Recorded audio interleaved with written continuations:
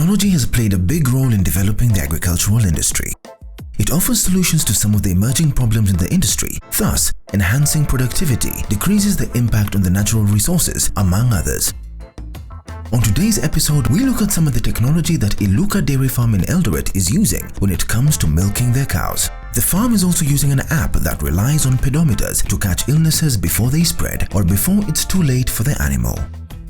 John Magut is the farm manager with the 100 cows under his care. Cows are his life. He's passionate about his job and tells us how he grew up seeing his parents raising cows, and that ignited a spark that saw him take up dairy farming. ILLULA Farm is seated on 100 acres of land. Hii shamba inaitwa ILLULA Farm Limited. Ni shamba ambayo imekuwa registered as a company na iko na wenyewe ambao ni directors. Lakini mimi nafanya simamia hii shamba kama manager shamba. Kwa upande wa career ya hii kazi, mimi si mgeni. Tangu nisaliwa na ng'ombe, nisaliwa na ukulima. Na nilisomea ukulima kwa nchi hii na nchi za ng'ambo. Kwa hivyo hii ni kitu ambayo mimi napenda, iko kwa damu yangu, iko kwa akili yangu, hapa ni mwisho yangu. There are steps to take while starting a business, such as carrying out research, making a business plan, planning finances, choosing the structures, just to mention a few. Magut started by having a clear goal for his business plan, which has seen him grow from 20 cows to 110 cows in just 5 years. Tulianzia ng'ombe karibu 19-20, sasa mimi niko na ng'ombe 110. Dairy farming depends on superior breeds for optimum production. There are many examples of dairy farmers who are getting good milk production as a result of improving their local breeds through artificial insemination, as in the case of John Magut, who has used genetics from abroad and multiplied his heifer throughout the years. Out of these 19 animals, we used what we call genomics. Those sires which produces almost over 80% heifers. Every year, out of the 19 cows, they could double. They went to 38, second year, they doubled up. They went to almost 70 something, and then just like that, so that's why we've been able to build this number within a very short time.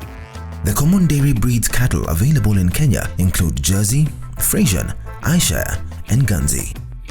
These cattle breeds have different characteristics right from physical appearances and milk production. Ayrshire and Frisian have a high milk production and are most preferred by the majority of farmers. The breeds found here at ILLULA Farm are Frisian and Ayrshire, which John says are considered as milk queens. During dry season, you find Frisians produce a little bit less, and Ayrshire produce a little bit more, or they are equal. So we prefer the same, and they are good animals to handle, sizable animals to handle, and they are good eaters. So whatever we produce, we think it enables us actually to sustain those animals there. It is from the feeds that a dairy cow derives energy for maintenance, growth, milk production, and reproduction. Magut says before one can embark on dairy farming, the most important thing is to consider that your ecological zone supports growth for dairy feeds, such as bracharia grass and napier grass, among others, as they're the most promising and high-yielding fodder among dairy farmers in Kenya. According to ecological zones, obviously, the area should actually favor you in growing your own feeds, because you need to grow maybe napier grass, maize for your silage, bracharia for your pastures, bomber rolls for your pastures and whatever. So I think it's ideal to be in an area like here now whereby we get rain. Then that is the most ideal area for keeping the dairy animals. But as compared to a very dry area where you know what is important is the limiting factor is feeds, and the cheaper you produce your feeds, the more profit you get in your milk. Bracharia is now in the market.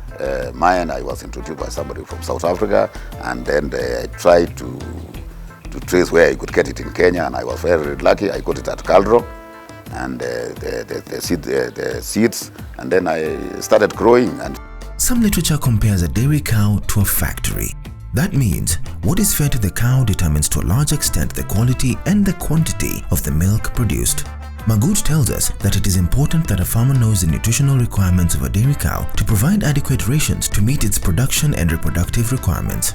At ILLULA Farm, a special software is used to make sure the concentrates are well balanced. We feed our animals according to what those animals give us. So for the young stock, we consider feeds which makes our young stock grow. For those which are mature but dry, we also feed them feeds which enables them to maintain their bodies well.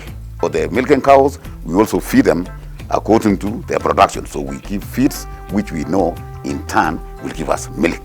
So we don't just feed just for the sake of feeding. Our main feed here is the silage. And then we have the pomerods in little quantities. We have the bracharia. We have all what we consider here is what is important for the cow. One is the energy.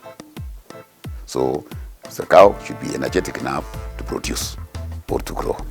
Two, for production, in terms of milk, we have to consider the amount of protein and the sources of proteins, right? Also, we have to consider also the digestibility of the same feeds we give to animals. So we have quite a range of our feeds, but our major feed is the silage, which is from maize, a bit of wheat straws. We have also the pomerod, the hay. We have, and then the major one is the concentrate. When I talk of the concentrate, we have to balance the concentrate. The concentrate comprises of wheat bran, maize germ, cotton. Those are the major ones. And those ones we also balance. We have a software whereby we use to balance those feeds. This is a dry matter. The other one is more of succulent. In content, nutritional value, bracharia has got a lot of proteins in it. It's about 16 to 18. And that's a very good source of milk. This one acts as a dry matter. And that's got something very special in ruminating animals. It has got something known as NTF. So it neutralizes the acid in the stomach when the cow is digesting its feed. So we mix it so that this can assist the other one, because the other one is highly concentrated and it's a succulent. If you eat it alone, you might get a little bit of a problem, or you find your cows, they are rearing. Water is the most essential nutrient for livestock production and is needed for numerous processes, such as the regulation of body temperature, growth, digestion, reproduction, metabolism, lubrication of joints, excretion, and eyesight. At ILLULA Farm, the cattle here have a sufficient supply of clean water at all times. A lot has been speculated about what cow comfort is, while some farmers have gone to an extent of cementing the floor and even gone to an extent of installing a music system for the cows. Magut has a different idea and points out that the most important factors to consider are that cows need to lie down, as reduction in lying time reduces milk production. Lying down is important because the cow rests and ruminates when it is lying down. The cow's hooves rest and dry off. There is more space for other cows to walk around in a barn. Blood circulation through the udder increases by up to 30%. Therefore, the flooring of a cow's structure should be soft and comfortable rather than hard, cold and damp, Magut emphasizes. When you see this, the crown I have here, it does not be cemented. It's just only the maram and the sawdust. So what is very important for the cow is the comfort. So make sure it's raised the way you see. Let it have the circulation. Let the ground be dry and soft, and your cow will have comfort. And that's what we want. So don't go for something very expensive when you can do something very simple like what you have done here. What is very important for a cow is feeding or feeds. When I say comfort, simple comfort, you have seen. Don't stress your cow. All those funny things like radios, like discos, name it, it cannot work for a cow. What will work for a cow? Look at my mattress, very nice. My cow is very comfortable. I'm getting 30 liters per cow here, and here you are. So why go for very expensive things? And this is why farmers fail to get a profit, because they spend a lot of money investing on unnecessary things. Being able to properly identify and monitor certain health conditions and diseases of dairy cattle is an important step in preventing side effects from these situations. Some of these diseases likely to attack dairy cows include gutworms, bovine Jones diseases, among others. Some diseases like mastitis are easily controlled through proper hygiene, as Magut tells us.